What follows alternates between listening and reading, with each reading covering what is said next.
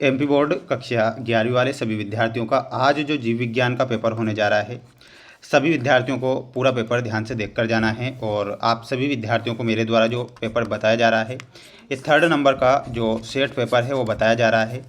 Set first और set second जो कि मैंने चैनल पर डाल दिए हैं, और ये अंतिम सेट है। 3 सेट पेपर मैं बताऊंगा, जिनमें से कई सारे आपको प्रश्न देखने को मिलेंगे।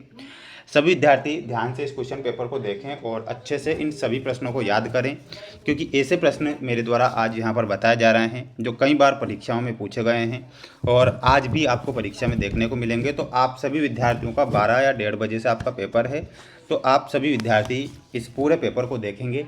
और समस्त विद्यार्थियों से बस इतना कहना है कि आप सभी विद्यार्थी वीडियो को लाइक कर चैनल को सब्सक्राइब जरूर करके रखें, ताकि आपके रिजल्ट से रिलेटेड जो जानकारी रहेगी वो भी मैं आपके लिए लाता रहूँगा।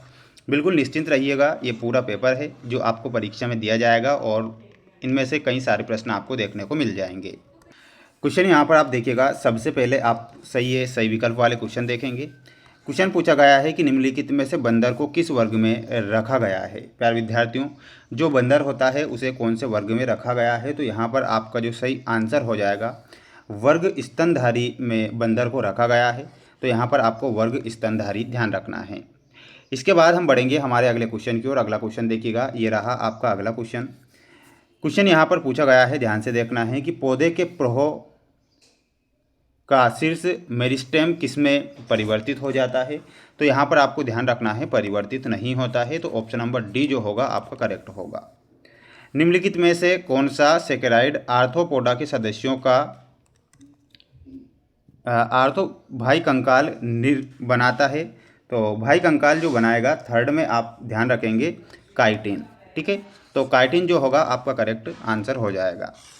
अगला क्वेश्चन आएगा, ध्यान से देखिएगा कि निम्नलिखित कथनों में से कौन से कथन ग्लाइकोलिसिस की विशेषताएं बताते हैं। तो यहाँ पर आंसर के रूप में ऑप्शन नंबर 3rd यानी कि फर्स्ट सेकंड थर्ड, इसमें क्या होता है कि इस क्रिया में ग्लूकोज के अणु से पायरुविक अम्ल के 3 अणु बनते हैं। इस क्रिया में CO2 उत्पन्न नहीं होती।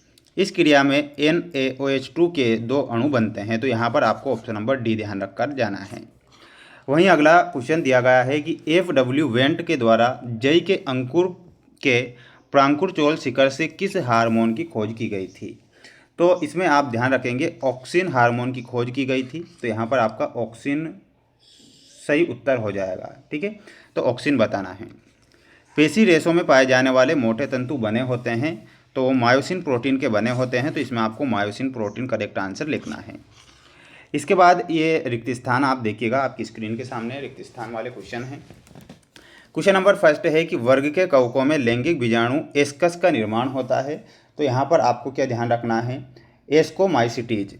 क्या उत्तर क्या हो जाएगा, तो इसमें आपको लिखना है एस्कोमाइसिटीज। तो पहले का आंसर आपको लिखना है एस्कोमाइसिटीज। पादपों की पत्तियों की दोनों सतह पर रंध्रों की संख्या लगभग बराबर होती है। तो एक बीजपत्री पादपों की, तो यहाँ पर आप क्या लिखेंगे, एक बीजपत्री पादपों की। अगला है, अमीनो अम्ल के बहुलीकरण से वृहद जैव अणु का निर्माण होता है। तो यहाँ पर आप ध्यान रखेंगे प्रोटीन का निर्माण होता है, अणु प्रोटीन का निर्माण होगा। द्विबीजपत्री पादपों की द्वितीयक वृद्धि की सक्रियता के कारण होती है। तो यहाँ पर आपको लिखना है संवहनी कैम्बियम। क्या हो जाएगा, तो यहाँ पर आंसर हो जाएगा संवहनी कैम्बियम। ठीक है, इतना आप यहाँ पर लिखेंगे, स्क्रीनशॉट आप यहाँ से ले सकते हैं। अगला क्वेश्चन देखिएगा। अगला क्वेश्चन रहेगा कि सबसे अधिक संख्या में पाए जाने वाले श्वेत रुधिर कोशिकाएं होती है। तो यहाँ पर आप ध्यान रखना है न्यूट्रोफिल। ठीक है, तो इसमें आज आप क्या करके आएंगे, न्यूट्रोफिल करेक्ट करके आएंगे। तंत्रिकाक्षी के चारों ओर पाए जाने वाले माइलिन आवरणों के बीच के अंतराल को क्या कहते हैं। तो उसे कहा जाता है रेनवियर के नोड। क्या बोला जाता है, तो यहाँ पर लिखना है रेनवियर के नोड, आपको यहाँ पर लिखना है। तो इसका आप स्क्रीनशॉट ले सकते हैं। बढ़ेंगे हमारे अगले क्वेश्चन की ओर। अगला क्वेश्चन है आपकी स्क्रीन के सामने, सत्य में देखिएगा कि मेंजिफेरा इंडिका में पहला शब्द प्रजाति के नाम को बताता है। तो इसमें आपको क्या लिखना रहेगा, असत्य लिखना है। ठीक है, असत्य हो जाएगा। पोरीफेरा संघ के प्राणियों में सूक्ष्म रंध्र ओस्टिया पाए जाते हैं। तो ये बिल्कुल आपका क्या होगा, सत्य होगा। मेंढक की त्वचा पर श्लेष्म ग्रंथियाँ पाई जाती है। तो बिल्कुल पाई जाती है, ये भी आपको सत्य लिखना है। किण्वन की क्रिया में ग्लूकोज की ऑक्सीकृत परिस्थितियों में पूर्ण ऑक्सीजन होता है, तो ये आपका असत्य हो जाएगा। तो यहाँ असत्य लिखना है, स्क्रीनशॉट ले सकते हैं। अब अगला क्वेश्चन देखिएगा कि डायफ्राम का अंतरापरशुक पेशियों के शिथिलन पर अंतः श्वसन होता है, तो ये भी आपका क्या हो जाएगा, असत्य हो जाएगा। वहीं अगला रहेगा कि पैराथायराइड हार्मोन रक्त में Ca++ के स्तर को बढ़ाता है, तो ये आपको सत्य लिखना है। ठीक है, तो ये स्क्रीनशॉट आप लेते चले, अच्छे से पढ़ लेना है ना, जब एग्ज़ाम स्टार्ट होगी तो ये प्रश्न आपको परीक्षा में दिए जाएंगे। अपूर्ण कवक में आपका सही आंसर हो जाएगा ट्राइकोडर्मा। मॉस में आपको मिलाना रहेगा स्फेग्नम। जिम्नोस्पर्म में आपको मिलाना रहेगा सिकुआ। आर्थ्रोपोडा में मिलाना रहेगा मेल पिगी नलिका से, और हेमिकोर्डेटा में आपको मिलाना रहेगा शुंड ग्रंथि। तो ये आपकी जोड़ी रहेगी और आप इस जोड़ी का स्क्रीनशॉट यहाँ से ले सकते हैं। अगला क्वेश्चन देखिएगा कि वर्गीकरण क्या है। तो देखिएगा वर्गीकरण का ध्यान से आंसर आपको, वर्गीकरण में आपको लिखना है कि वर्गीकरण वह प्रक्रिया है जिसमें वस्तुओं, जीवों या सूचनाओं को उनके समान गुणों और विशेषताओं के आधार पर अलग समूहों या श्रेणियों में व्यवस्थित किया जाता है, उसे हम वर्गीकरण कहते हैं। तो इतना आपको यहाँ पर लिखना रहेगा, स्क्रीनशॉट ले सकते हैं। वहीं अगला क्वेश्चन आएगा, ध्यान से देखिएगा, मैं सभी प्रश्न बताऊंगा कि जीवाणुओं के अतिरिक्त वृत्ताकार डीएनए क्या कहलाते हैं। तो उन्हें प्लाज्मिड के नाम से जाना जाता है, तो यहाँ पर आपको क्या लिखना रहेगा, प्लाज्मिड। ठीक है, आज आपको प्लाज्मिड करके आना है। अगला है प्रकाश के उद्गम की और वृद्धि को क्या कहते हैं, तो उसे धनात्मक प्रकाशानुवर्तन कहते हैं। क्या बोला जाता है, तो इसमें आपको लिखना है धनात्मक प्रकाशानुवर्तन। ठीक है, तो ये आप यहाँ पर करेक्ट आंसर के रूप में करेंगे। अगला क्वेश्चन है प्लावी पसलियाँ क्या होती है। तो इसमें आप ध्यान से देखिएगा, प्लावी पसलियाँ क्या होती है। आंसर आपकी स्क्रीन के सामने है कि प्लावी पसलियाँ मानव शरीर की पसलियों के अंतिम 2 जोड़ों 11वें और 12वें को कहा जाता है। तो इतना आपको यहाँ लिखना है। ठीक है, तो स्क्रीनशॉट आप यहाँ पर ले सकते हैं।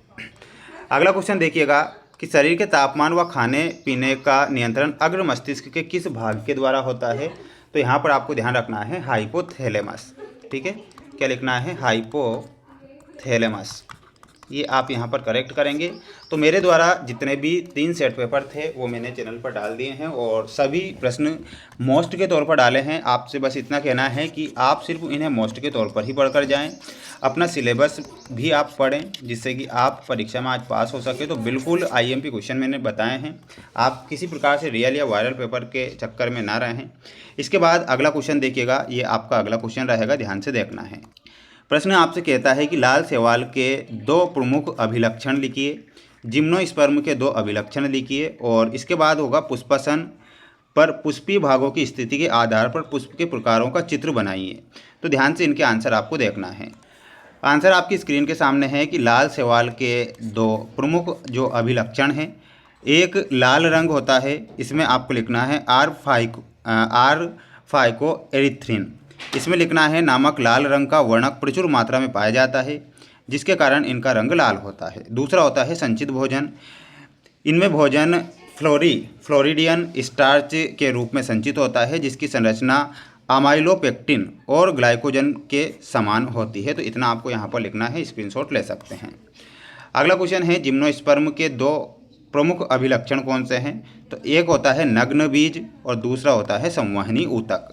नग्न बीज में लिखकर आना है, इन पौधों में बीजांड अंडाशय की दीवार से ढके नहीं होते हैं और निषेचन के बाद विकसित हुए बीज नग्न होते हैं। संवहनी बंडल में लिखना है, इनमें सुविकसित संवहनी ऊतक पाए जाते हैं लेकिन जाइलम में वाहिकाएं और फ्लोएम के सहचरी कोशिकाएं प्रायः अनुपस्थित होती है। तो ये आपको यहाँ पर लिखना है।